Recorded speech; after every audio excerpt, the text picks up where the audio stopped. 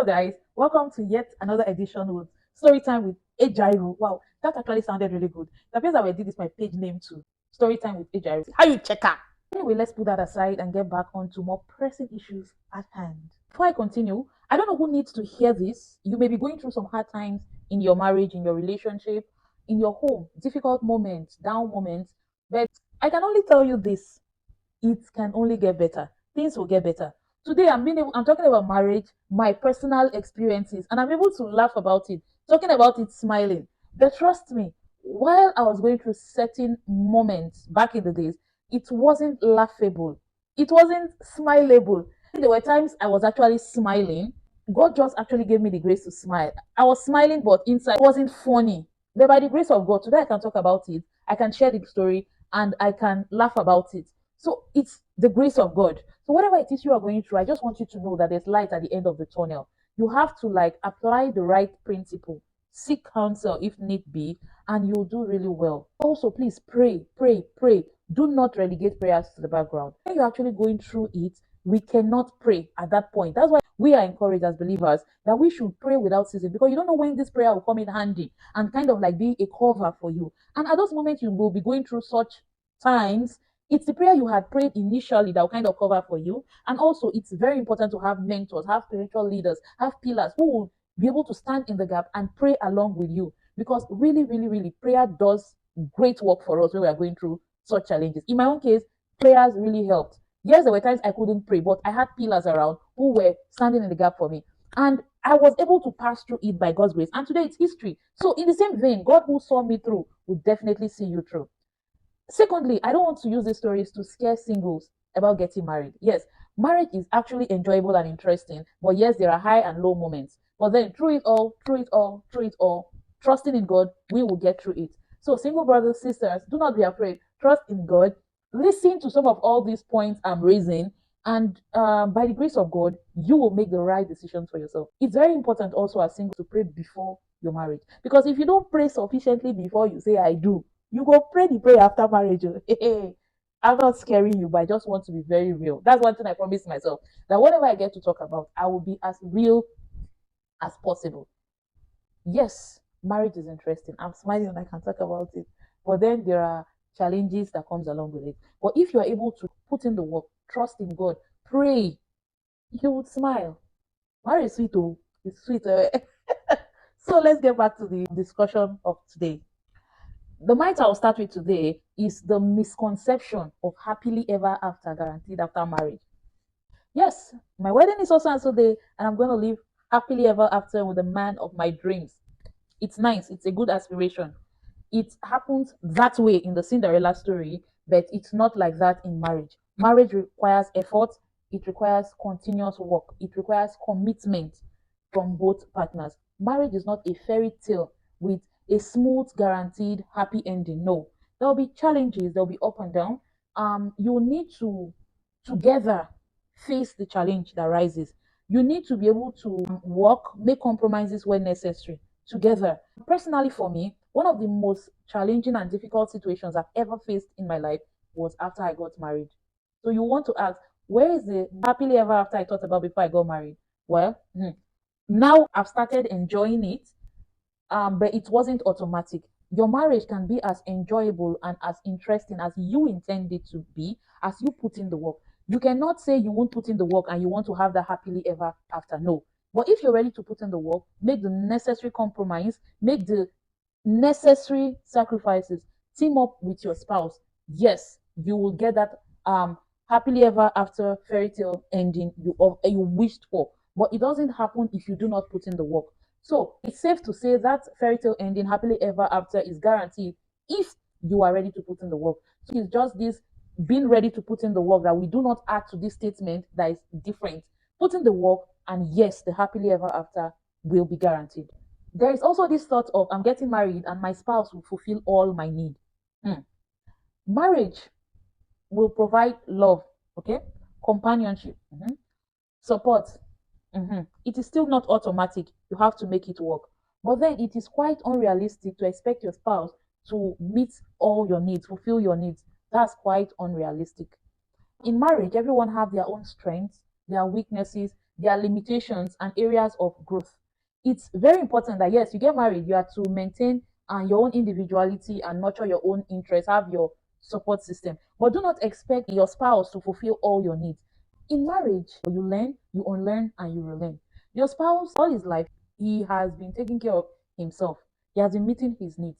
Now, coming into marriage, both of you have to learn to work together, to complement yourself. You don't get into marriage and feel, okay, this person is going to do everything. This person has to do this. Yes, she's my wife. She has to do the cooking. She has to do my laundry. She has to do this. She has to do that. It doesn't work that way.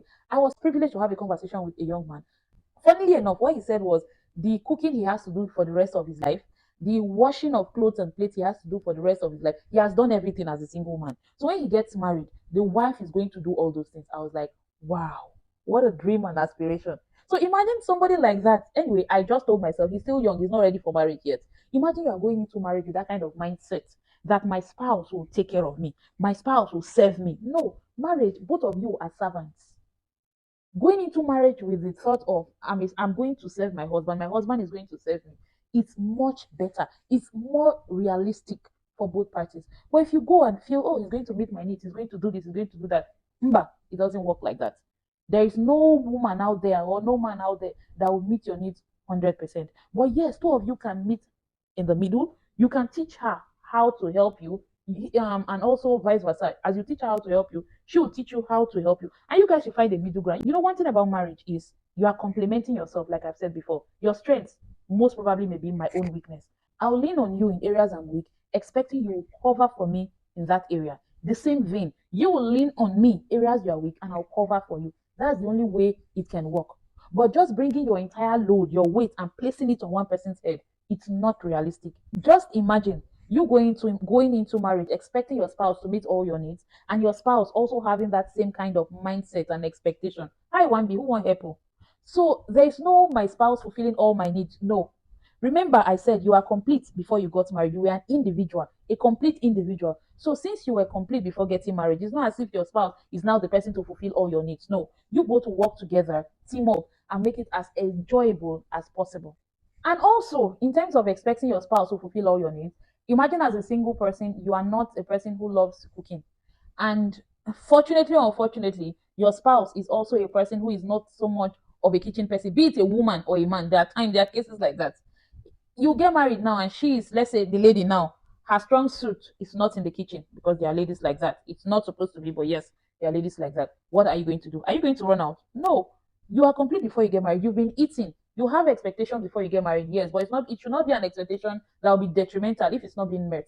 I've seen homes where it operates the other way around. The woman is not really the person who is in the kitchen. I have come across a case where the husband is a chef. So anything that has to do with the kitchen, cooking, stomach, he handles it. How about that? So please, as a man, it's good you learn to do one or two things in the kitchen. So in doing that, the days your wife is not strong enough to be in the kitchen, you'll be able to step up. Not that you expect, okay, my wife is the person doing the cooking, she must cook it, come rain, come sun, in health, in sickness, or whatever, she should cook. No. Okay, what when she's pregnant? You buy food outside, or how do you plan to go about it? So please, it's necessary that as a single person, part of your preparation for marriage is to learn to do some of all these home chores so you don't get discouraged or disappointed when you get married. Now, there's also the might of love is enough to sustain the marriage. In one of my past videos, I've actually talked about it, saying love is not enough to sustain a marriage. Love is crucial, but it's not the only factor necessary to ensure a lasting relationship. There's need for trust, respect, effective communication, shared values, and also a willingness to work through challenges. These are vital in sustaining a marriage. Building a strong partnership requires ongoing effort, continuous effort, and commitment to the growth of the marriage.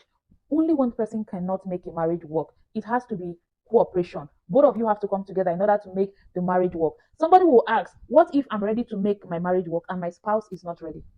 What I would like to say to that is it's better and very important you start with yourself.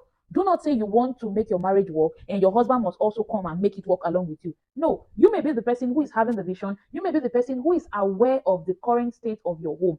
So you have to start with yourself. Change, start with you. They say if you want to change the world, start with yourself. You can't go ahead and say, okay, it's time to change the world. No, the same thing in your home. If you feel, okay, there's need for change, there's need for us to work on some certain things on the marriage, start with you. You have the vision for the change, run with the vision. Pray. Do not relegate prayers to the background. While you are effecting the change, starting with yourself, keep praying about it. Keep praying for your spouse. Most of the time, your spouse tends to notice the changes in you, and by the grace of God, he turns around. But yes, there are some difficult situations whereby your spouse is not even ready to. Most of the time, he's not seeing the need for it. But by prayers and also counseling, remember I always said, if there is need for help, for counseling, go for counseling. Because one thing is, marriage is not a one size fits all. The way it happened to me and the way what I apply to help my own situation may not really be what you need to apply. Or it's just that maybe you can take one or two things and get other ideas and apply it to your own home. Marriage is not a one size fits all. The situations are not the same. Hence the need for counseling. Marriage does not change anyone completely. In reality, people grow and evolve, yes, but in expecting marriage to change one's fundamental nature is very unrealistic. While marriage can provide opportunities for personal growth, acceptance and support for each other's individuality is very important. It's good to embrace your partner's strengths, weaknesses, and unique qualities while working together to build a fulfilling relationship. Know your husband's strength or wife's strength, weaknesses. Everyone should embrace who they are before you start thinking of making progress or changing certain things. First and foremost, it's very important you accept yourselves for who you are. It's not as though you get married and from the day one you want to start changing yourself. Marriage doesn't change anyone. Mba. There are also some people who get married and say marriage will solve all their problems. Ha! Marriage is not a magical solution to all your life's challenges. It's important to work on self improvement and maintain open communication. Talk, seek support when necessary. I've been saying it cannot be overemphasized. Marriage no go solve your problem. Go and find solutions to your challenges by yourself. Don't say you are like this before the marriage. When I marry, I will change. It will not change. If you're a lady that does not know how to talk or a man that does not know how to address certain issues, it's not in marriage you will learn how to. You have to address those issues you have or those weaknesses you've noticed in yourself as a single person before you go and get married. Don't package yourself and go and deceive somebody because it's going to be a problem in the marriage. Let's not be as if you become prayer point. Now, I'm talking about embracing each other's personality. Okay, I've said it before. I'm an extrovert. My husband is much of an introvert. No, if I say this one, this will be too long. So I'll end on this note today. Please and please, I've noticed we are just watching and going.